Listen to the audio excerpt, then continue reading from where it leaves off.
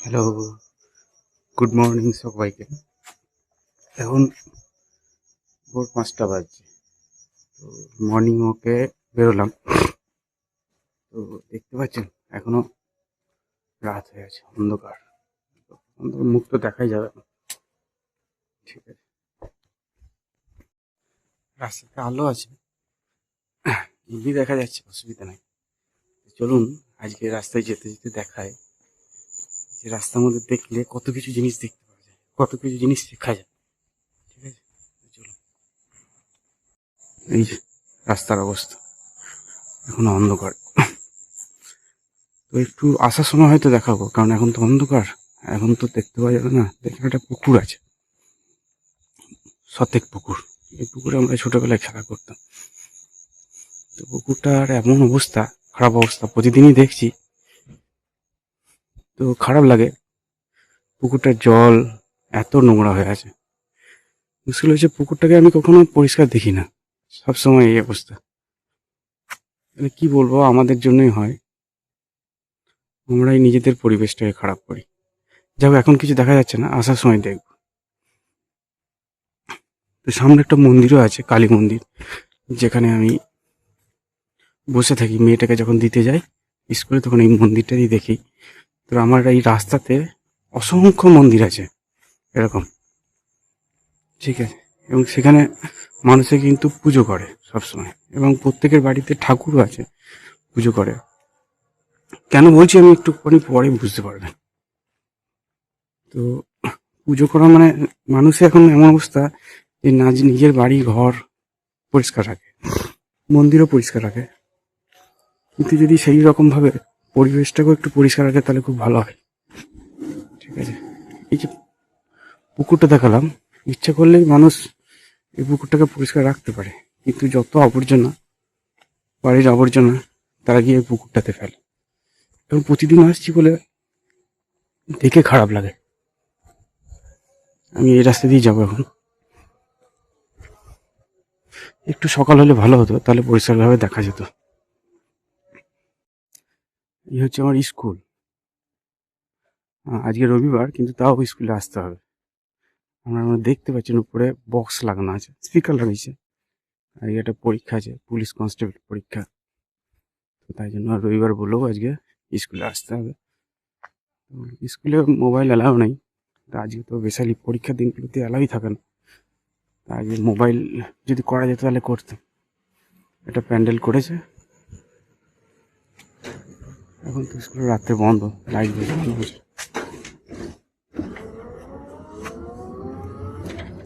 যাক, চলুন যাওয়া যাক।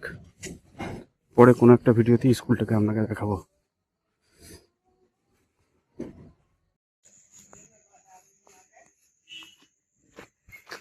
তো এই একটা প্রিয় মন্দির আছে, বড় ঠাকুরের মন্দির।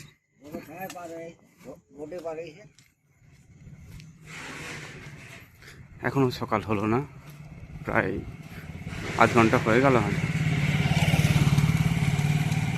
দেখা যাক কতক্ষণে সকাল হয়।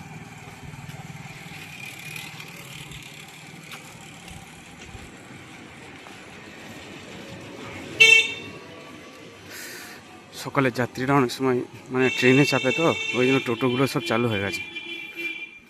আমাদের 5টা 20-তে ফার্স্ট ট্রেন, তার আগে 4:30 ট্রেন আছে হাওড়া যাওয়ার। তো তার জন্য সব টোটোগুলো চলতে শুরু করেছে। এখন সব হাঁটতে বেরোয়নি।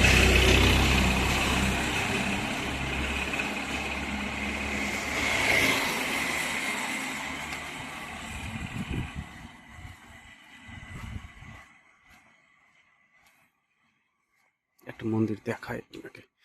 এই মন্দিরটা এখনো তৈরি হয়নি, মন্দিরটা হচ্ছে।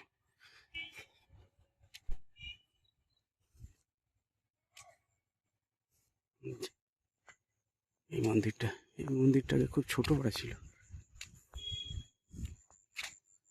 এইখানে একটা ছোট্ট পাড়া, শুধু যেখানে দেখাচ্ছে এখানে একটা ছোট্ট পাড়া, শুধু কালী ঠাকুরের মূর্তি ছিল। তারপর মানুষের টাকায়, অনেক টাকা দান করেছে, সেই টাকায় এই মন্দিরটা তৈরি হচ্ছে। মন্দিরটা খুব জাগ্রত। দুর্গাপুজোর সময় দুর্গাপুজো পরে মনে হয় যখন পুজো হয় তখন বহু লোকে এখানে প্রসাদ খায়, প্রচুর লোকে আসে পুজো দিতে।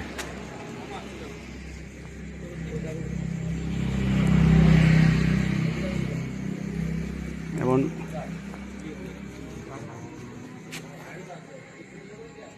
আমরা তো পুজো দিই কেন? আমার তো মনে হয় যে কিছু লোক আছে যারা ভয়ে পুজো দেয়, মানে নিজের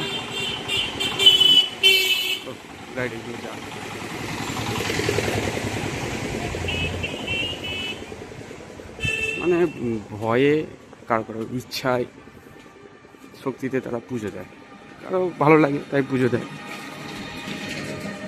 আমার যেটা মনে হয় সেটা হচ্ছে যে কোনো ঠাকুর সেটা হচ্ছে একটা সিম্বল, ঠিক আছে? যখন আমরা কালী ঠাকুর পুজো করছি তখন সেই কালী ঠাকুর কি সিম্বল সেইটা জানা উচিত, শক্তির সিম্বল।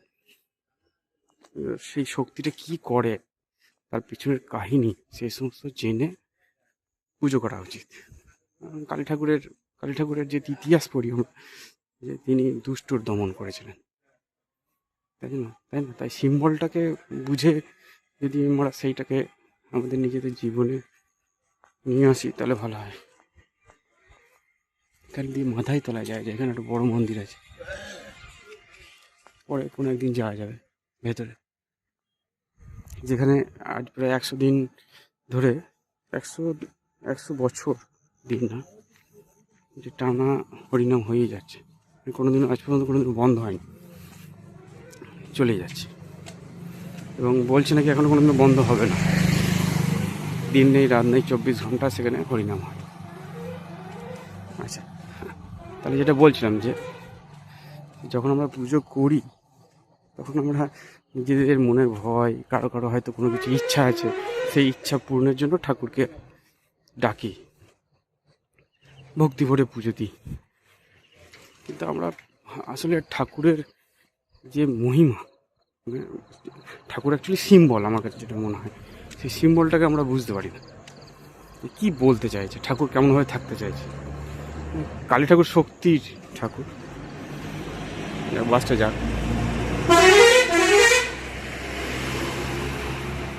এই বাসটা আসানসোল যাবে, কাটোয়া থেকে, তাহিয়ার থেকে ছাড়ে আসানসোল।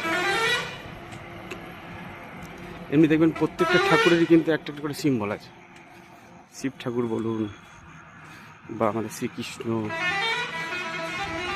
আমরা কী করি, মূর্তিটা দেখে বেশ ভক্তি ভরে মনে একটা বিশাল ব্যাকুলতা নিয়ে এসে পুজো করি। অ্যাকচুয়ালি সেটার থেকে সেই মূর্তিটাকে জানা, সিম্বলটা কি বলতে চাইছে। এখনো সকাল হয়নি, এখনো অন্ধকার, বেশিক্ষণ হয়নি খুব একটা, আমরা তো ঘুরছি।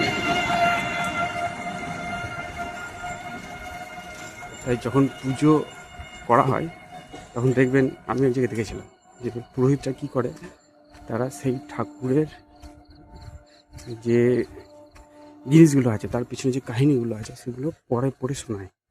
এটা পুজো হয়ে যাওয়ার শেষে যে একটা বই আছে, সেই বই থেকে পড়ে শোনায়।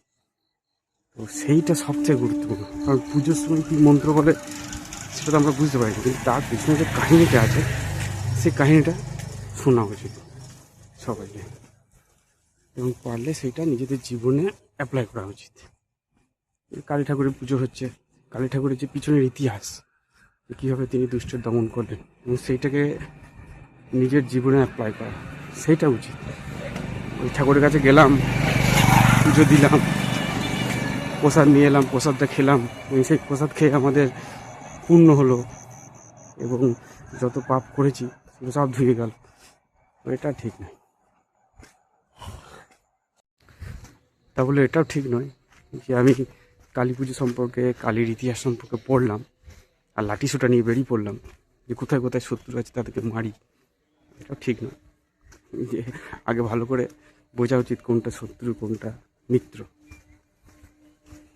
প্রথম যেটা শত্রু সেটা হচ্ছে নিজের শত্রু, নিজের মনটা হচ্ছে সবথেকে বড় শত্রু। নিজের মনের মধ্যে যে সমস্ত খারাপ পয়েন্টগুলো আছে সেইগুলোকে আগে মারা উচিত। তারপর বাইরে বেরোনো উচিত। কারণ নিজের মনটাকে শান্ত করতে পারলে সব শান্ত হয়ে যাবে, তখন আর বাইরেটাকে শত্রু বলে মনে হবে না। তখন বুঝতে পারবে যে সবাই, তখন সবারই দোষগুলো চোখেই পড়বে না। সব দেখবেন, এবার চিন্তা করে দেখবেন নিজের মধ্যে যে খারাপ চিন্তা আছে সেই চিন্তাটাকে শুধু দূর করবে এবং তার কারণগুলো খোঁজার চেষ্টা করবে, তাহলেই দেখবেন ঠিক হয়ে যাচ্ছে। তখন আর বাইরেটাকে খারাপ মনে হবে। বাইরের খারাপ দূর করবেন কী করে? চাই যেদিকে চোখ রাখবেন, যদি নিজের ভেতরটা খারাপ হয় তখন সব কটা জিনিসই মনে হবে খারাপ। এটা হচ্ছে 200 বছরের পুরনো মন্দির, ঘোষেশ্বর মন্দির, এখনো খোলে নাই।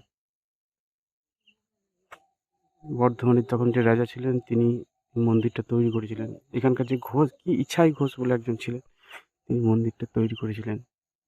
খুব জাগ্রত মন্দির, গাজন হয় এখানে, এবং শিবরাত্রির সময় প্রচুর মানুষ শিবের মাথায় জল ঢালে। আমি ঠাকুরকে দেখাতে পারবো না এখন, কারণ এখন খোলে নাই। বলি টলি উঠে গেছে, তবে কাঠগুলো থেকে গেছে।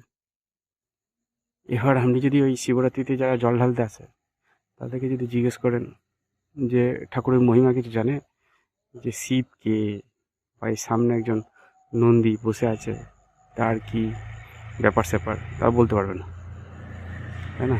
কেউ কেউ বলবে যে ভালো বর পাওয়ার জন্য, বা হয়তো মানত টানত করেছে, এই জন্য তারা শিবের জল ঢালছে। এই যে রাস্তা দেখছেন, এই রাস্তা দিয়ে বহুদূর পর্যন্ত লাইন চলে যায়। ঠিক আছে, চলুন ভেতরে ঢুকি। এই যে এখানে বসে আছে নন্দী, দেখলে খুব ভালো লাগবে। অনেকে জানেই না হুইজ নন্দীকে। ইনি একজন ডিভোটি। ঠিক আছে, দেখুন চাদর পরেই রেখেছে, এবং এক দৃষ্টিতে শিবের দিকে তাকিয়ে আছে। ঠিক আছে, এক দৃষ্টিতে। এত বড় ডিভোটি সবসময় লক্ষ্য রাখছেন যে শিবের কাছে, ঠাকুরের কাছে কে কে যাচ্ছে না যাচ্ছে। ডিভোটি হতে গেলে এর মতন হতে হয়। ঠিক আছে, এর মতন কনসেন্ট্রেশন মনে হয় কারণ নেই। ওনার যে বাবা, নাম আমার মনে নেই, উনি তপস্যা করেছিলেন এবং শিবর কাছে বর চেয়েছিলেন যে তার যে ছেলে হবে সে যেন কোনোদিনও নাম অমর হয়, নাম আর বলে অমর হয়। তাই সেই হচ্ছে এই যে নন্দীশ। চলুন দেখা যাক। এই হচ্ছে মন্দির, দেখলে খুব ভালো লাগে, মনে হয় সবসময় বসে থাকি। এখন দরজা বন্ধ, এখন খোলে নাই। এর ভেতরে আমাদের শিব ঠাকুরের মন্দির আছে, বহু প্রাচীন, 200 বছরের প্রাচীন শিবের মূর্তি। শিবকে যদি জিজ্ঞেস করা হয়, শিবকে পুজো করছে ঠিক আছে, কিন্তু শিব যে সিম্বলটা, সেটা কি কি বলে? শিব তো অ্যাকচুয়ালি অনেক বড় যোগী মানুষ। তো এখানে যতজন পুজো দিতে আসে, এই লাইন সব শুরু হয়ে যাবে সকাল, একটু সকাল হলে। তো শিবের যে সিম্বল, মানে সে যে যোগী একজন, তিনি যে কথাগুলো বলেন, তার যদি ইতিহাস পড়া হয়, সেই ইতিহাস কিন্তু কেউ মেনে চলে না। জীবনটা কিভাবে চালাতে হবে যোগ ব্যায়ামের মাধ্যমে, শারীরিক এবং মানসিক বিভিন্ন ব্যায়াম করে, সেগুলো কেউ মেনে চলে না।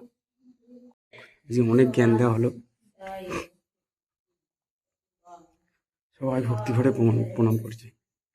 কিন্তু এই যে আমি পুজোর বিরোধিতা করি না, কিন্তু এই যে পুজো হয় সবাই আনন্দ করে, তাই না? কারণ যদি আমরা পুজো না করি, একটা বিশালভাবে সেলিব্রেট যদি না করি, তাহলে তো এই সিম্বলগুলোকে লোকে মনে রাখবে না। তাই সিম্বলগুলোকে মনে রাখার জন্য কিন্তু পুজো করা দরকার, তাই না? আর এই পুজো যখনই আমরা করব, তখনই সেই ঠাকুরের যে কাহিনী, সেগুলো মনে গেঁথে যাবে আস্তে আস্তে, তাই না? তাই জন্য পুজো করা উচিত ঠাকুরকে মনে রাখার জন্য, সেই সিম্বলটাকে মনে রাখার জন্য। এবং আমি মনে করি যে যত বেশি করে পাওয়া যায় পুজো করা উচিত। যারা বোঝে না তারা তো দেখবে এটা একটা কি, একটা মূর্তি নিয়ে, ঠাকুরের মূর্তি নিয়ে, মাটির একটা মূর্তি নিয়ে ঘুরে ঘুরে বেড়াচ্ছে, আনন্দ করছে। কিন্তু তার ভেতরের যে সিম্বলটা আছে, বারবার সিম্বল কথা বলে ফেলছি, তার প্রত্যেকটা মানুষের বোঝা উচিত যে সে কি চাইছে, মানে সে কি বলতে চাইছে। এই মনে বিভোর হয়ে বা নিজের ইচ্ছা পূরণের জন্য পুজো করা, এটা ঠিক নয়। তো এই সম্পর্কে অনেক ভিডিও আছে, আপনারা দেখতে পারেন, বা অনেক বই আছে, বই পড়তে পারেন। তো এই জন্য তো বইগুলো লেখা, যেখানে সব কাহিনী লেখা থাকবে, মানুষে জানতে পারবে। আগেকার লোকে তো শুনেই শুনে শুনে এই সমস্ত কিছু মনে রাখে। তারা যদি ক্লিয়ারলি বইগুলো লিখে রাখতো তাহলে মনে হয় আরও সুবিধা হতো। তখনকার দিনে যদি ইউটিউব থাকতো তাহলে ভালো হতো।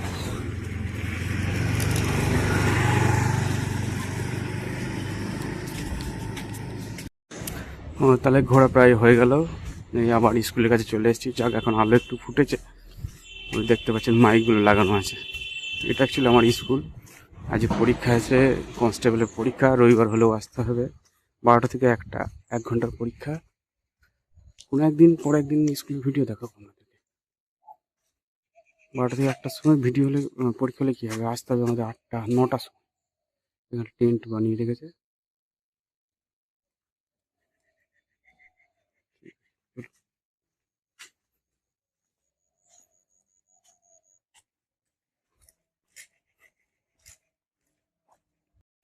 এখন একটু আলো ফুটেছে। ওই যে পুকুরটা যাওয়ার সময় দেখাচ্ছিলাম, এখন মনে হচ্ছে একটু দেখা যাবে। ব্যাপারটা যে যখনই যাচ্ছি তখনই এই পুকুরটা চোখে লাগছে। ময়লা ঢাঁই করে আছে, এত সুন্দর একটা পুকুর, সেটাকে সংরক্ষণ করলে কত ভালো হয়। আর বিশেষ করে পৌরসভা থেকে তো ময়লা আমাদের তুলে নিয়েই যায়, তাই না? তাও পুকুর এত কী করে নোংরা হয়? এত প্লাস্টিক পড়ে আছে। মানুষকে বারবার বলছে যে প্লাস্টিক ইউজ না করতে, কিন্তু তাও কী অবস্থা হয়ে আছে পুকুরটা, দেখতেও খারাপ লাগে। আমি